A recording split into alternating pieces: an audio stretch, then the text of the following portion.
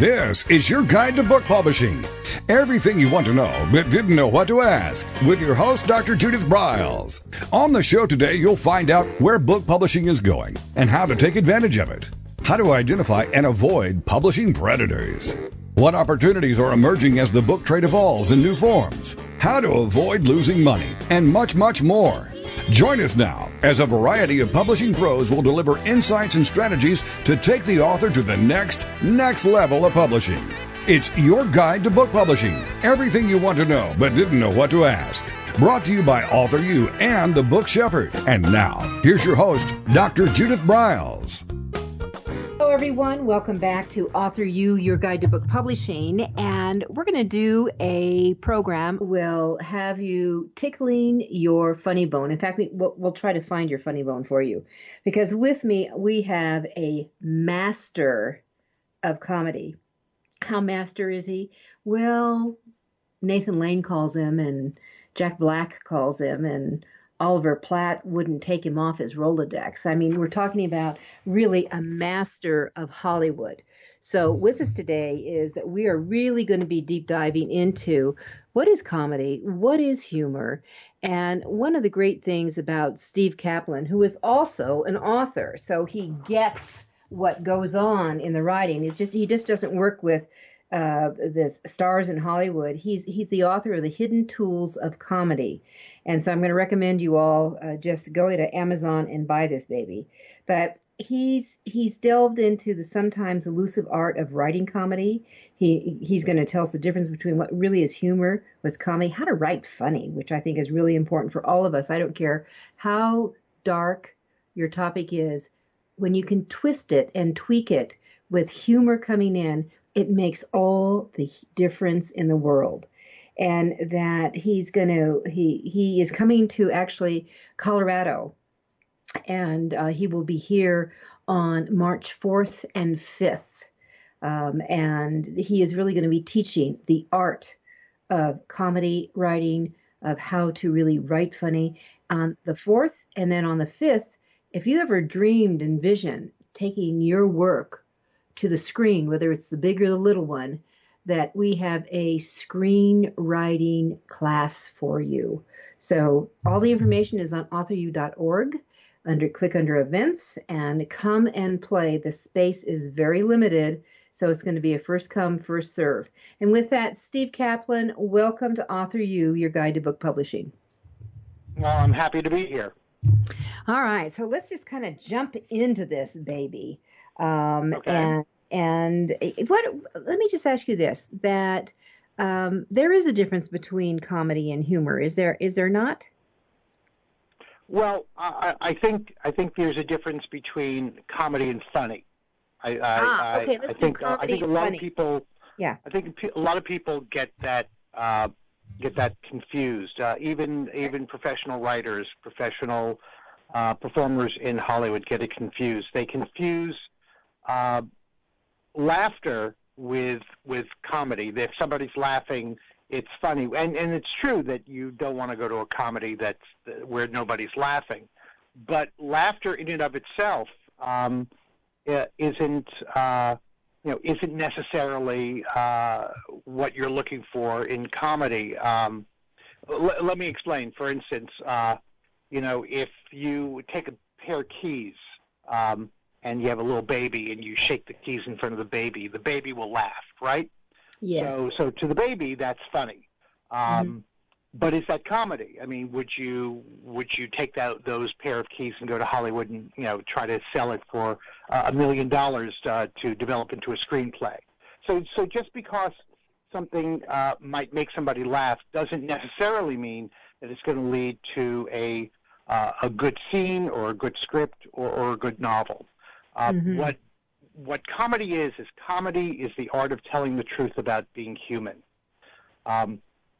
It is what makes us tick, what makes us get up in the morning and go to sleep at night. What makes us crazy. It's what makes us human. And comedy is telling the truth about that. A lot of times people say, well, doesn't drama do that? And while it's true that drama is a wonderful art form, but drama tells a beautiful lie. Drama tells stories about extraordinary people in extraordinary circumstances dealing with unbelievable crises and conflicts. And that's wonderful. Drama helps us dream about what we could be, but comedy helps us live with who we are. And I guess and what everybody has a different take on how they interpret it, and they receive that in too. And I think that we had a movie, was it a year or two ago, and it was a comedy. It won Best Picture. It was called Birdman. Do you remember? I love Birdman.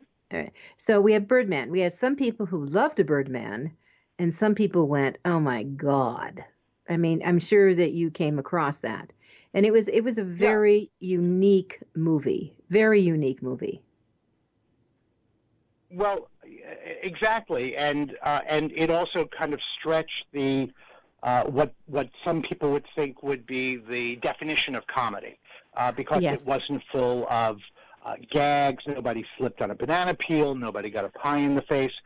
But if you look at Birdman, it's this weird story about this guy who had some success as a superhero in a movie years ago, and now he's trying to figure out his life and figure out his family and his daughter, and he's doing it by risking it all by putting on this very risky play based on an obscure short story writer on Broadway, and that could be the basis of a great dramatic movie. But the way they handled it was they showed the idiosyncrasies, they showed the absurdities, they showed the humiliation and the embarrassment that we go through. The scene in which he gets himself locked out of the theater, wearing only his underwear, and he's walking through Times Square in his underwear. That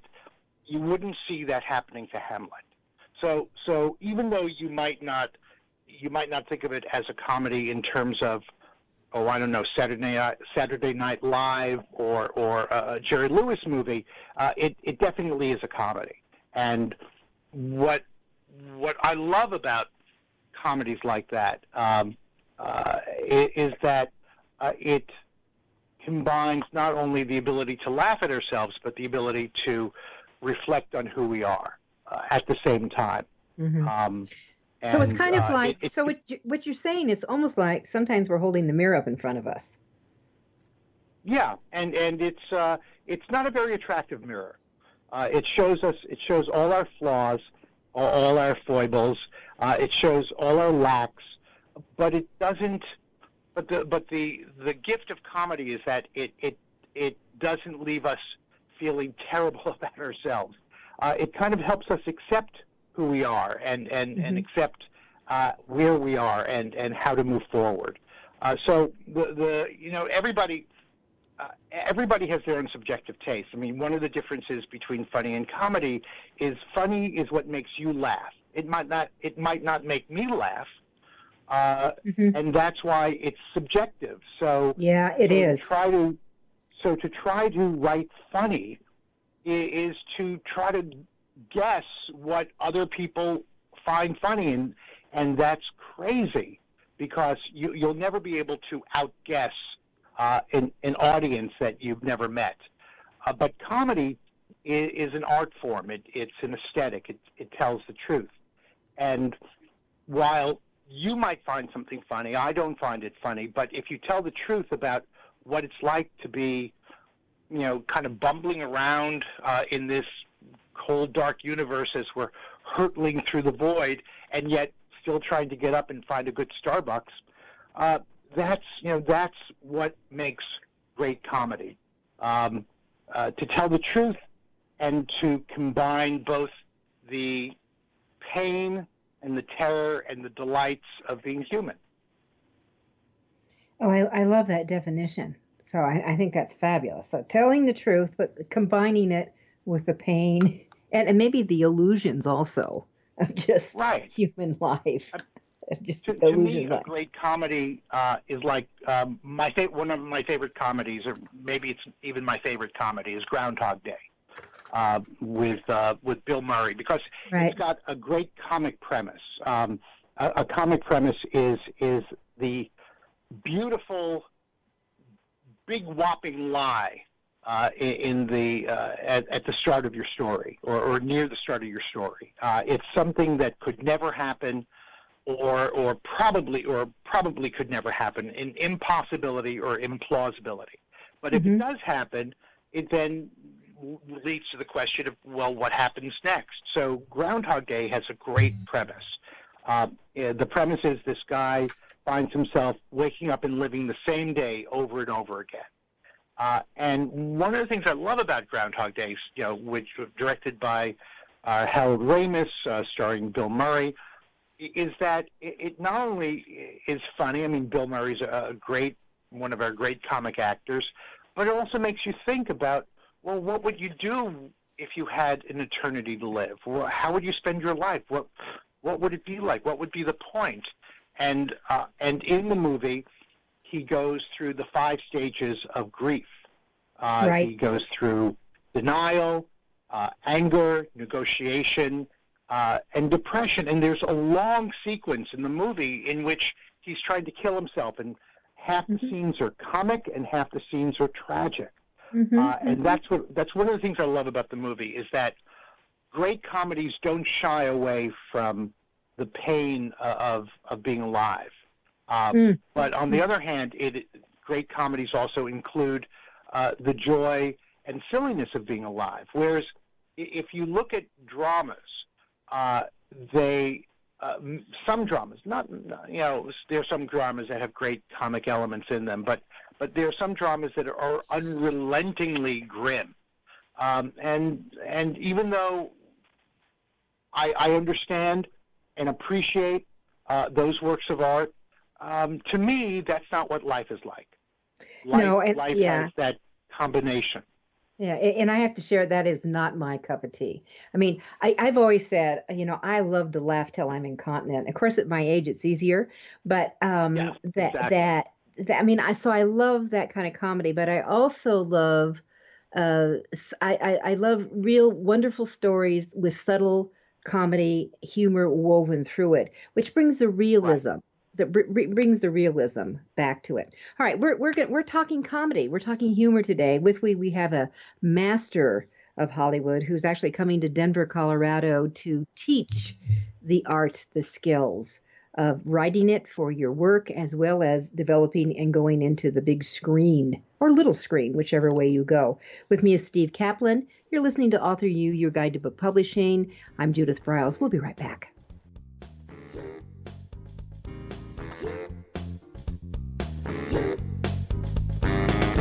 This is Your Guide to Book Publishing. Everything you want to know but didn't know what to ask. With your host, Dr. Judith Briles. And we'll be right back with more great information right after these.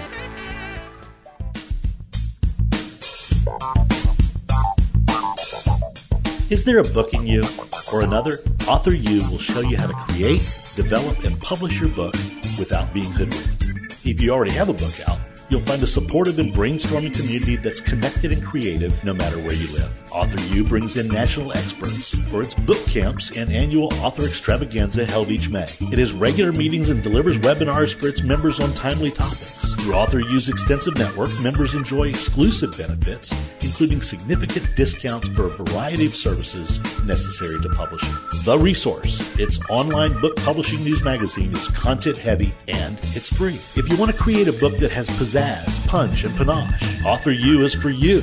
If you're a hobbyist or a casual author, it's not. Join AuthorU today through its website at AuthorU.org. Follow AuthorU on Twitter at AuthorU and on Facebook at AuthorU, where timely author and publishing tips and articles are posted daily. AuthorU, where the author goes to become seriously successful.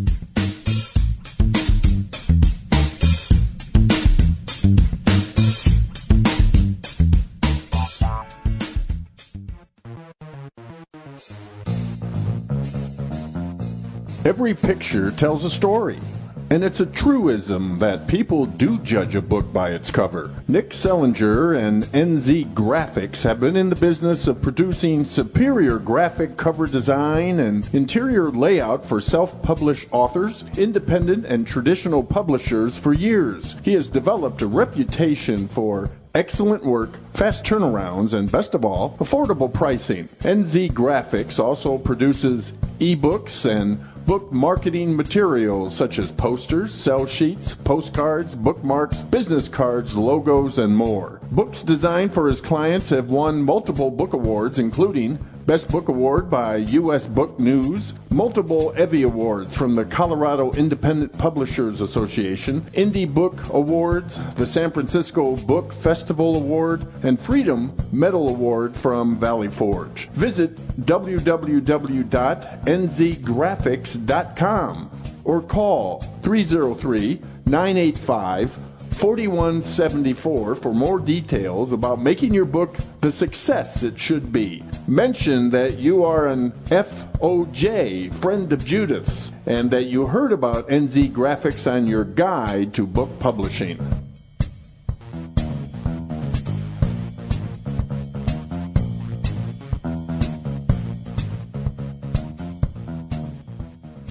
One of the most important decisions you will ever make is your choice for printing your book.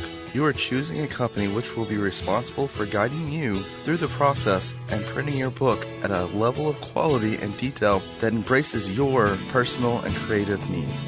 You want to choose a company that when your book finally arrives, you are delighted and ready to move on to the next level, and one that is customer focused.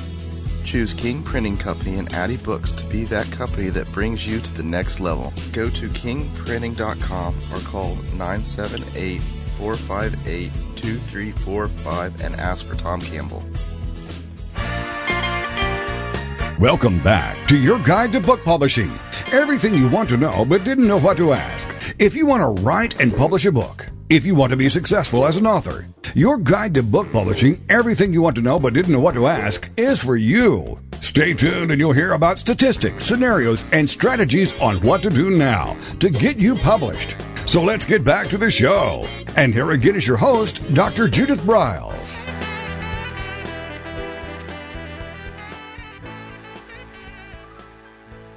All right, so Steve Kaplan has kind of opened the window to comedy is really not, although it is. A lot of people think it's the old you fall down laughing, slapstick, that kind of comedy. And comedy is so much more. That's really what you've opened the door to. If I'm not correct, Steve, is that correct? You are always correct, Judith. Oh, well, I don't know about that. Now that's funny. That's funny. But the really thing is, comedy comes in all kinds of things. And I mean, why do some of the most watched YouTubes are silly puppies doing goofy things or babies laughing and doing goofy things? So people like that kind of comedy. Well, or humor. You can certainly make anybody or many people laugh at watching a monkey in a suit riding on a cat. That's for sure going to make some people laugh. But if you think about it, could you watch 2 hours of that? Oh my God, no. At some point, you're going to go, okay, I get it. It's a monkey. It's a cat, and that's the point. There's as you increase the amount of time that you have a viewer watch something, you have to increase the amount of truth that's involved. So yes, there are great shorts. The Three Stooges had some great shorts. Oh yeah, 4 minutes, 6 minutes. There, you can usually categorize the populace by the people who love the Three Stooges and the people who don't love the Three Stooges, and both camps are right. Both camps are correct. But put the Three Stooges in a 75-minute movie, which they did. It's a little dicey. So the point is that you can do anything silly for about a minute or 2 minutes or 3 minutes. But when you extend that, you've got to add truth. And when you're talking about adding truth, you're talking about characters. Because when it comes down to it, comedy is character-centric. Drama can be about great ideals. It can be about great principles. But comedy is always about character. It's about people.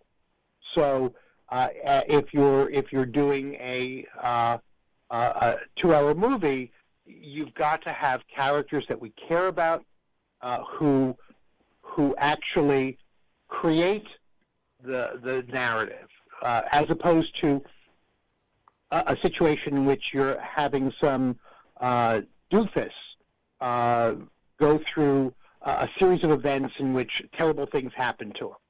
And there are movies that are made like that. But those are also the movies that I tire of very quickly.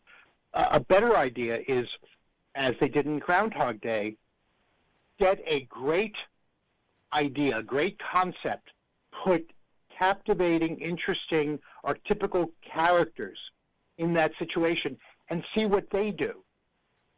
Once you've set up the initial premise, follow the characters. Let the characters tell the story as opposed to the other way around.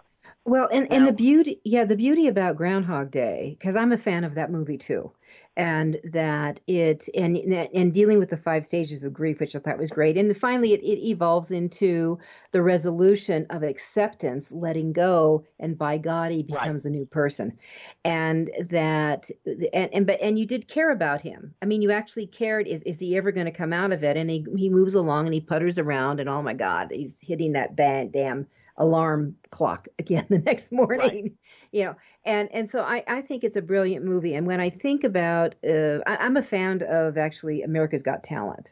And when I see some of those comedy acts, not just the stand-up chatter comedian type, but the animals, which you brought up. And always the question I have, could I stand this for an hour show? Are you freaking kidding? It would be my response. No, it was cute for a minute. Right. So the other misconception about comedy is that comedy is about jokes.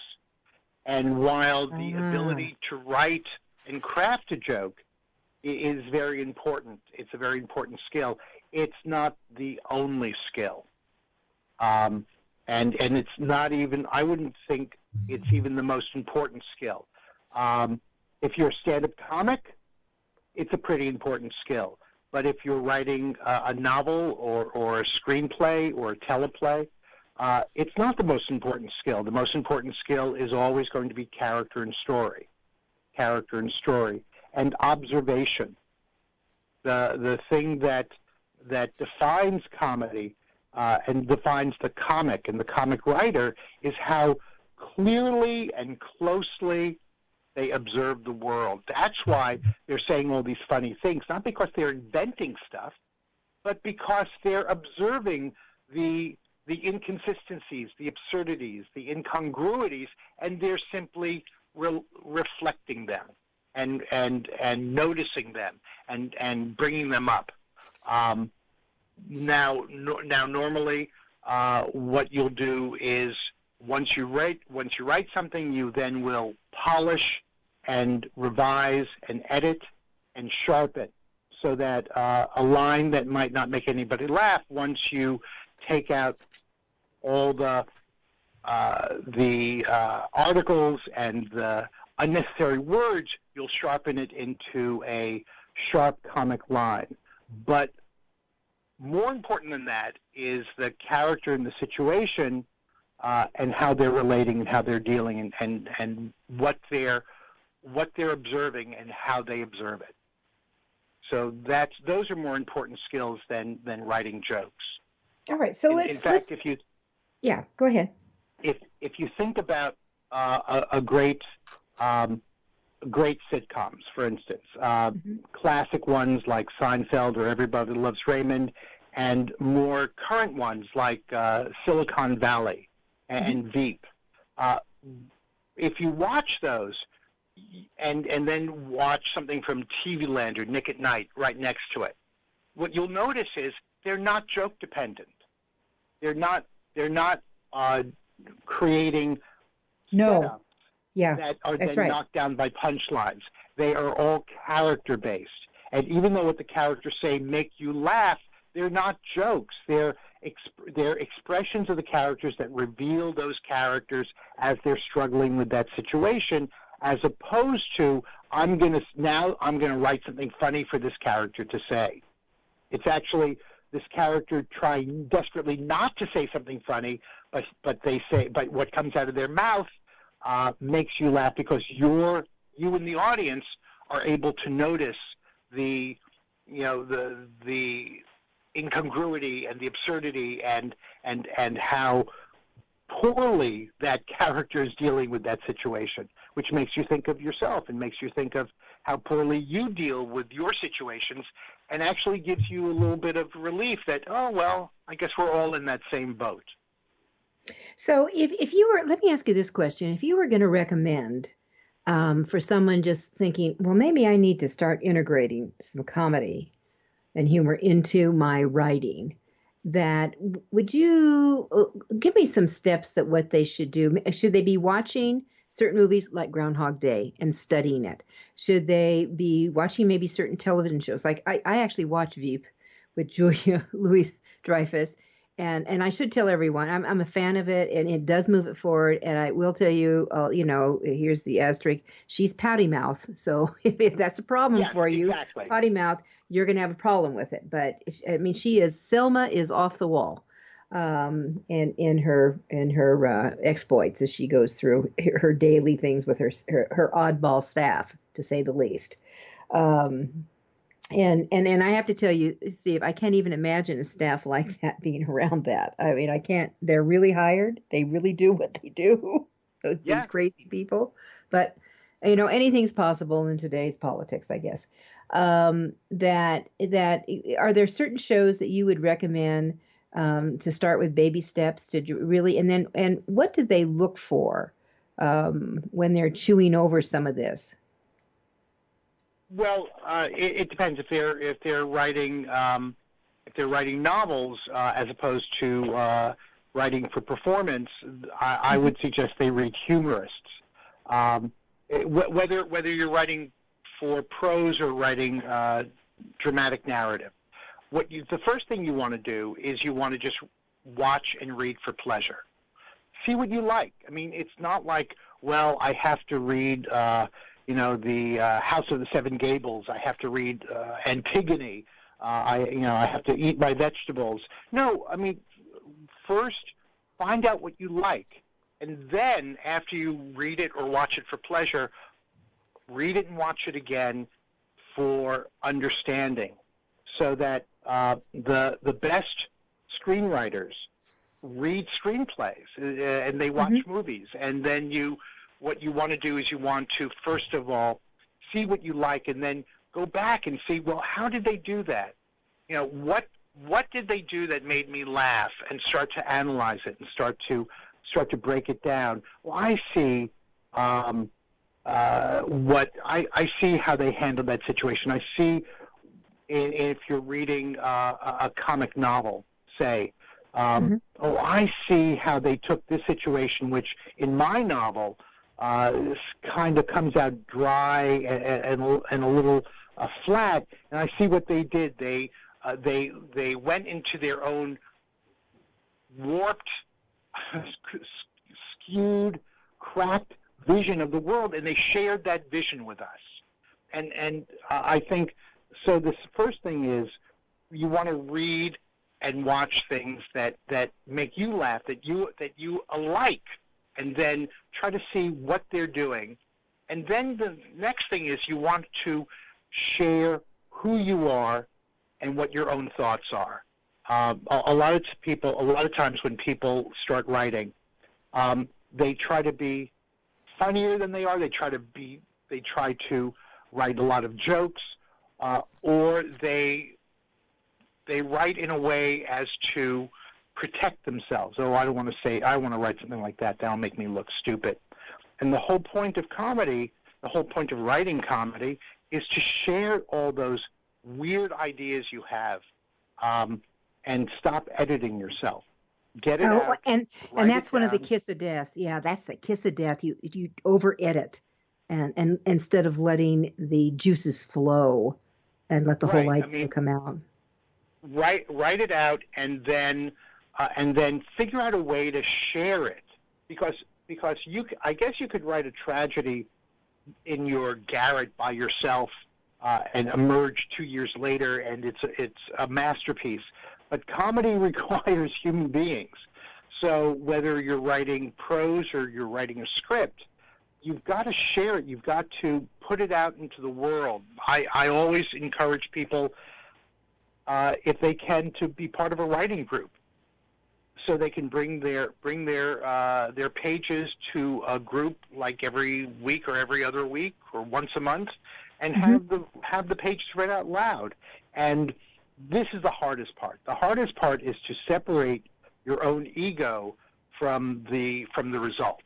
Okay, so Everybody let's hold it on this, and we'll come back and dive into the ego and how it can get you in trouble. It's AuthorU-Your Guide to Book Publishing. We're talking about comedy writing and how to really spruce up who and what you are in your written words. This is Judith Briles. It's AuthorU-Your Guide to Book Publishing. With me is Steve Kaplan, the master of Hollywood comedy. This is your guide to book publishing. Everything you want to know but didn't know what to ask. With your host, Dr. Judith Briles. And we'll be right back with more great information right after these. Since 1987, Color House Graphics has set the standard for quality book production. Whether you decide to print a small quantity of books or need a large print run, depend on Color House to help you. You'll receive professional help and advice the moment you reach one of our representatives. If you mention hearing about us on your guide to book publishing with Judith Briles, we will provide you a discount on the first order you place. To speak with a project manager, call us toll-free at 800-454-1916 or visit us at www.colorhousegraphics.com.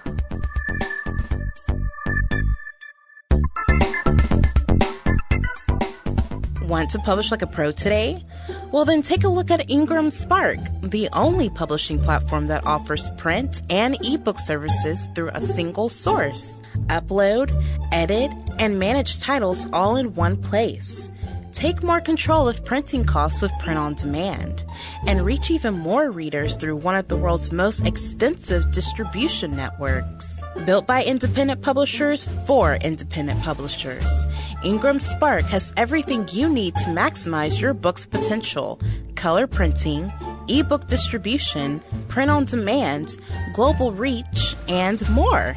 Start publishing with Ingram Spark today and see just how far your titles will go tomorrow. That's ingramspark.com. Welcome back to your guide to book publishing. Everything you want to know but didn't know what to ask. Coming up, you'll hear more about statistics, scenarios, and strategies on what to do now to get you published. So let's get back to the show. And here again is your host, Dr. Judith Briles. All right, so we took that breath as Steve was really getting into the nuances of really letting it flow. I think that's really meaty stuff, and sometimes the ego can be the kiss of death in really getting fun, real life scenes on the paper. Want to expand on that, Steve? Well, the problem with the writing ego is that you want it to be great, and when let's say you do a reading, either a script reading with just you have a couple of people over, you're serving wine and cheese, and if you're doing a comedy, I suggest to go heavy on the wine. You give pages to some friends. You say, okay, let's read this, and you read it, and it's not going as well as you want it to, and the ego starts to make excuses. Well, it's hot in here. The cheese wasn't that good. This person, has a stutter. They're ruining everything. You start to you start to rationalize what's happening. And my experience says that comedy needs to be shared out loud in front, especially performance comedy, narrative comedy, scripts, needs to be shared out loud in front of human beings. Even prose.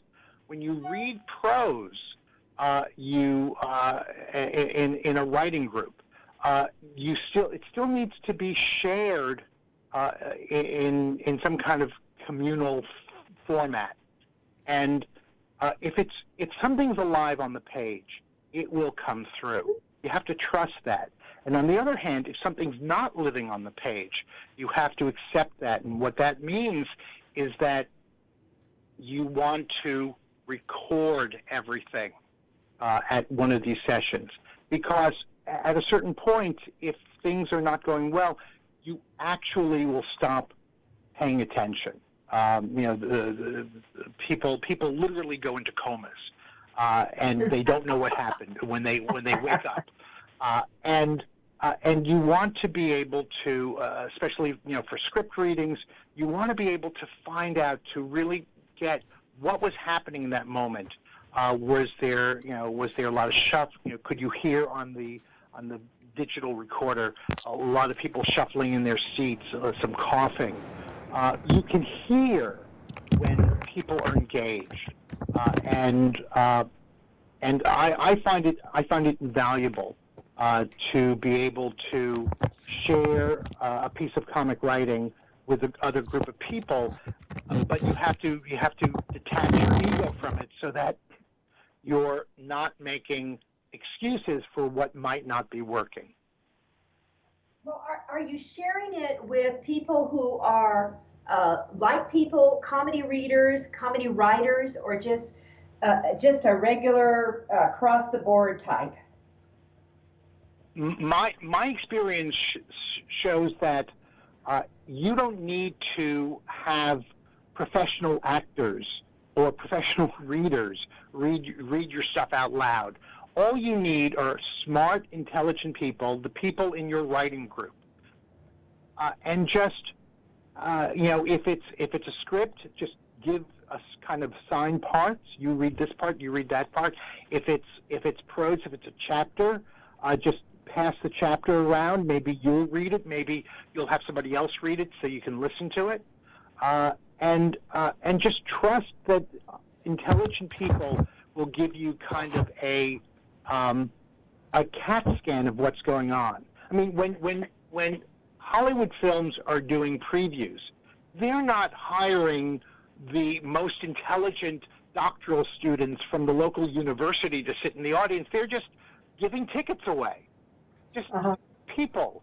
And the smartest filmmakers don't pay any attention to the written comments, to the forms that they pass out, and because that stuff is not very useful. Neil Gaiman once said that 95% of all reactions you get on a piece are correct, whereas 95% of all suggestions you get on how to improve the piece are incorrect.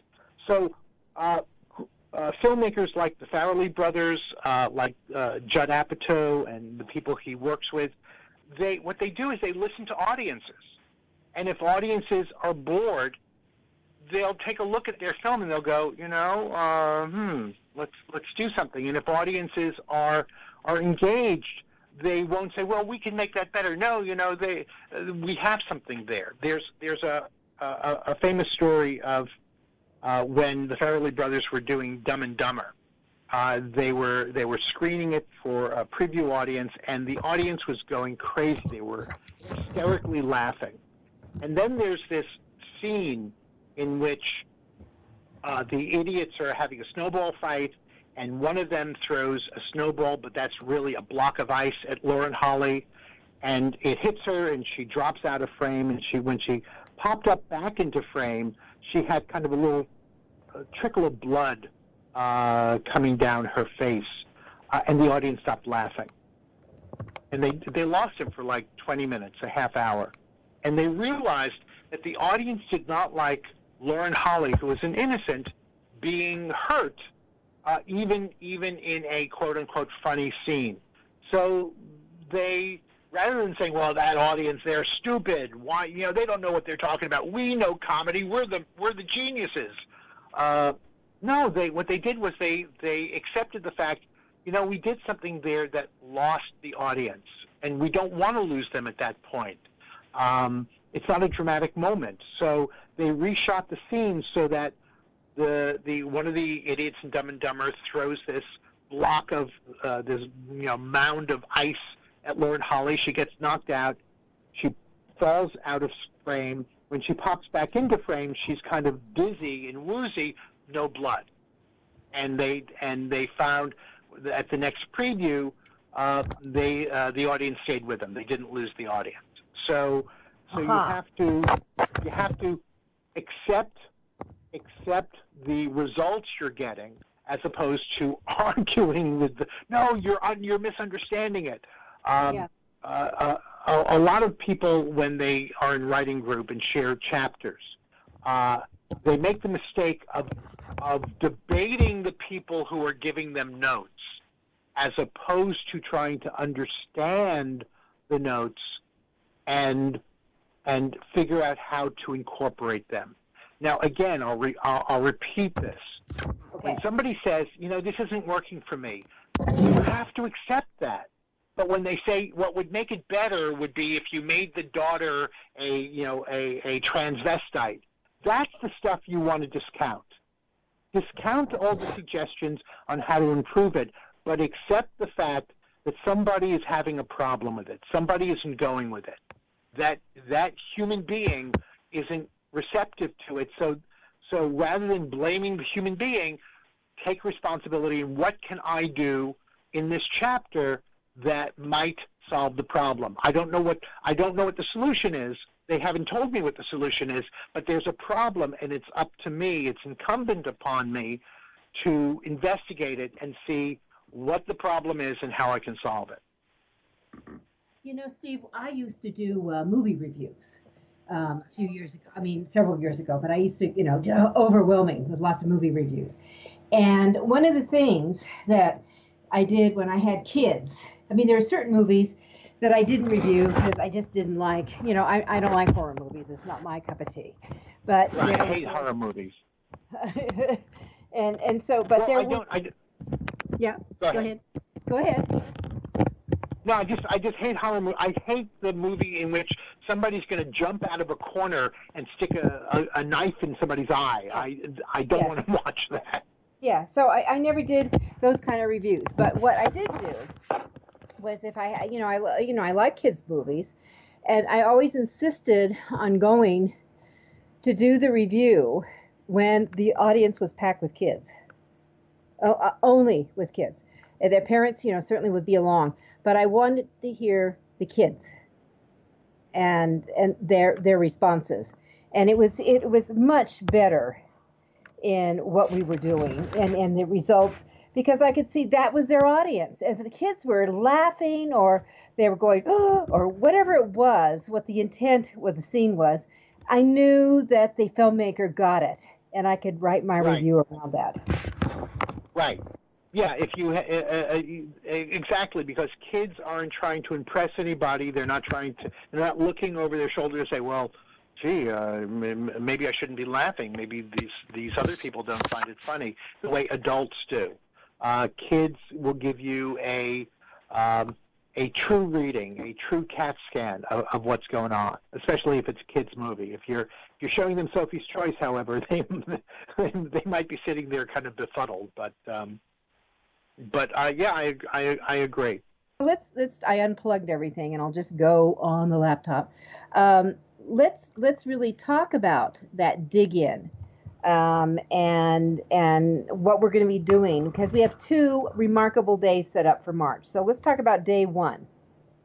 Yes, in day 1, we're going to be talking to people about putting humor in their books, in their novels. So we're talking and working with prose writers, and we're going to be talking about what are the 5 best ways to incorporate humor into your writing. If you're writing something that isn't meant to be a comic novel?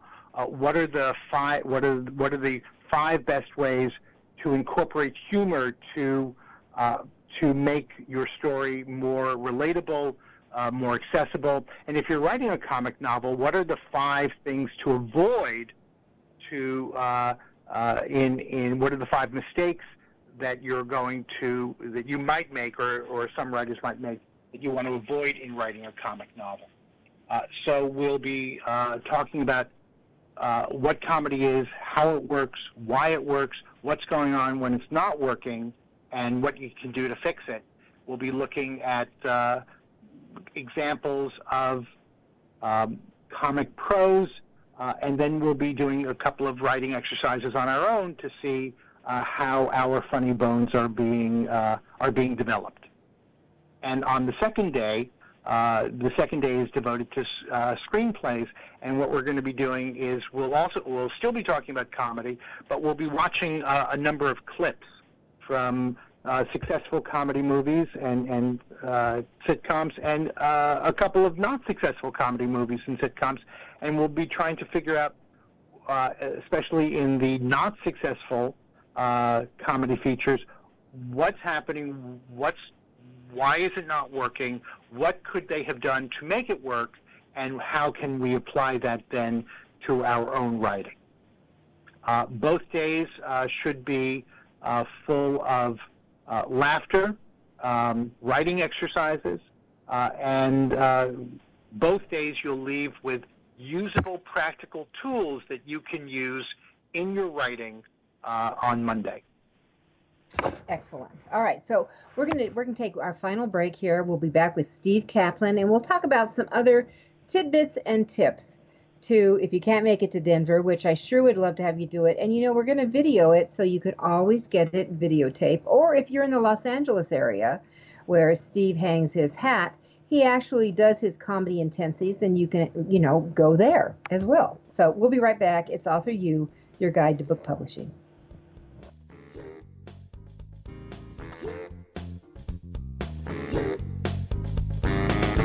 This is your guide to book publishing. Everything you want to know but didn't know what to ask, with your host, Dr. Judith Briles. And we'll be right back with more great information right after these.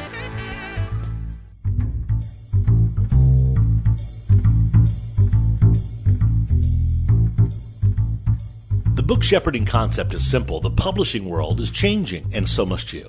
You need an experienced shepherd and a guide to partner with you as you create, strategize, develop, publish, and achieve your publishing goals. You can't do it alone without paying the price. You can spend your money creating a book that turns out to be so-so, or you can create a book that looks and feels classy, builds your brand, and is a financial success, a bestseller. It's your choice. You choose. You need the book shepherd. Publishing is riddled with obstacles, sometimes nightmares for the author. You don't need problems. You want solutions. Dr. Judith Briles will shepherd you through the maze and the chaos. At times, she's had to step in and rescue a book that has been sabotaged by a publisher, or by a publishing service provider, or sometimes even the author themselves. Judith Briles is the book shepherd if you want to create a book with no regrets. Give her a call today, 303-885-2207. That's 303-885-2207, or email her at judith@briles.com. By the way, Briles is spelled B-R-I-L-E-S. Follow Judith on Twitter at My Book Shepherd and on Facebook at The Book Shepherd.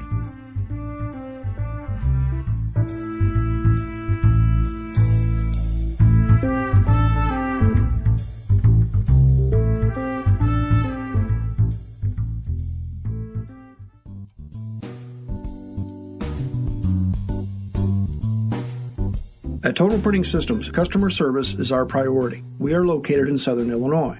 Our employees have an average of 18 years experience and know that customer relationships are important to our continued success. We have been a short-run book printer for nearly 40 years and always stay at the forefront of technology. Our niche is from 1 to 5,000 copies. Today, we offer digital, black and white, and 4-color high-speed inkjet printing, a cost-effective way to introduce color into your short-run titles. We, of course, offer traditional offset printing as well. Bindery is done in-house, from adhesive case binding to PUR perfect binding to mechanical binding of all types, including side sewing. We provide warehousing, kitting, distribution, inventory management, a new print-on-demand facility, streaming browser-based ebooks, and bookstore. Call us at 1-800-465-5200 for a quote on your next book project. You can also visit our website at www.tps1.com.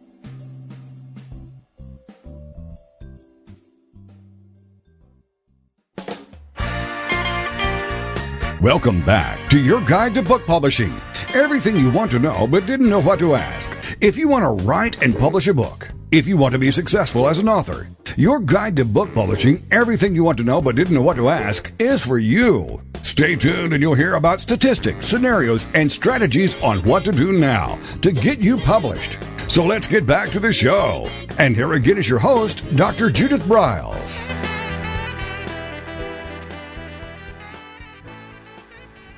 All right, so we have about 12 minutes to do some kind of tidbits and wrappings ups that what we're going to be doing. Steve Kaplan, who is a master of comedy. He works with Nathan Lane, who I really enjoy. I love the subtlety and the humor, the facial expressions. And Steve, do you talk about when you're doing presentations? Will you be getting into any kind of presentations of how to incorporate that? Because I'm a big believer that all authors should learn how to speak about their work. Well, one of the things that we do talk about is we talk about the fact that writers, even if they have no performance ambitions, all writers should take improv classes, especially for comedy. Yes, all writers. Judith, you are going to take an improv class starting tomorrow. It will help you. But all writers, especially comedy writers, should take an improv class. And why? Because comedy writers are dealing with character. And the best way to understand character is to be a character. And that's what an improv class does. An improv class has you see through the eyes of another character, speak through the mouth of another character. And the more that you can figure out how to do that, the more that you can then do that in your writing. When if you're writing prose or if you're writing scripts, you're expressing the character, you're seeing the world through the eyes of the character, and so it's important to be able to experience that. And an improv class is also a way of kind of energizing the comic brain, energizing the imagination on what is possible, and what are the possibilities that you might not see at first glance. I mean, one of the basic improv games is transformation. For instance, somebody will bring a broom, will have a broom and give a broom to somebody and say, you need to do a 1-minute silent scene using this broom as anything other than a broom, and then pass it around. And so somebody will make it a gun, and somebody will make it a huge toothpick, and somebody will make it a back scratcher. So it's about seeing the possibility of things and the use of objects as something other than what they are, and that trains you to see what reality is beyond what your surface opinion of it is, what your first glance of it is. And if you look at comics, comic performers, comic writing, comic films, that's what comedians are doing. You're walking into a room and they're noticing what the room looks like, which are all similes and metaphors. This is like a dungeon. This is like, boy, this is like a bordello. And when they mention that, when a stand-up mentions that, or when a character in a movie reflects on what's really going on, audiences laugh because they can see the ability to see both the surface reality and then the metaphorical relationship beneath that reality. And that's what a large part of comic dialogue is. It's just characters just noticing stuff and remarking on it. Well, I'm actually, I am going to, I wrote it down, Steve, sign up for an improv class. So I'm going to do it. I'm going to do it and try to get it in before you come. How's that sound? Well, that sounds good. I mean, in the workshops that we do in Los Angeles and in Denver, Los Angeles, we're going to be the end of January, the 28th and 29th. We're in Denver the first weekend, the 4th and 5th. I'm in Chicago at Second City on March 11th. And at the end of March, I'm in Tel Aviv. And all this and all this information is on our website, which is kaplancomedy.com, KAPLANCOMEDY.com. At the end of April, we're in London. The last weekend in April, and the first weekend in May, we're in Munich. So what we do is we don't only watch clips or read samples from chapters. That's for the prose session on the novel writer session on March 4th in Denver. But we also do exercises, and we incorporate what might be some comedy acting exercises during the day. So it's a lot of fun. It's a way of looking at comedy and comedy writing and comedy performance from a number of different angles, all of which should and do help in writing comedy. And and all of those are essential. I think the being experienced. I mean, I think the best is for all our listeners, if you can come wherever Steve is, that's what you want to do. And we have him for a weekend here in Denver with a split area of how to incorporate it in your writing, whether it's a novel, whether it's even children's. I mean, there's kids have wonderful sense of humors. And that you can do things there, but also just if you're really thinking about, because I have so many authors who I've worked with, who I've really felt, this could be a movie, this should be on Hallmark, this should, you start thinking, this is perfect for, A&E and those kind of things, and they don't know what to do next or how to go about doing it in the steps. So this is the way to do it. You get a good bird's eye view. The cost is nominal right now. We're at our early bird pricing. So go to AuthorU-Your, click on the events tab, and come and play with us. It'll be a wonderful, wonderful event. All right, it'll be fun. I've been promised that March, the first weekend in March in Denver, is always beautiful spring. It'll be 85 degrees. That's what I've been promised. Yeah. Is that not true? And there's not going to be any snow, is there?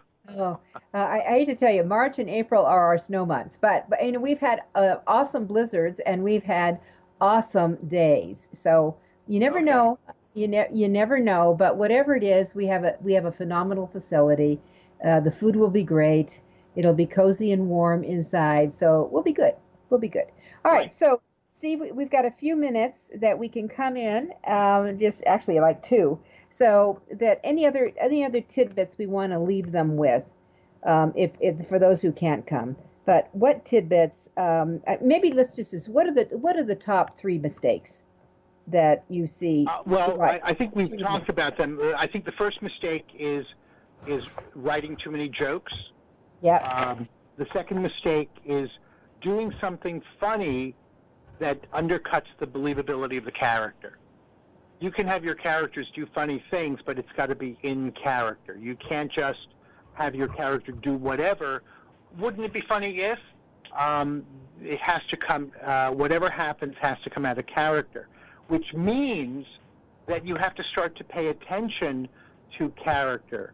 Now, we talked about the crazy staff in Veep. Yeah. Right? You have the hard-charging chief of staff, and you have the kind of the morose director of communications, and you have the idiot who's the liaison from the White House, And if you think about it, it's the cast of Seinfeld.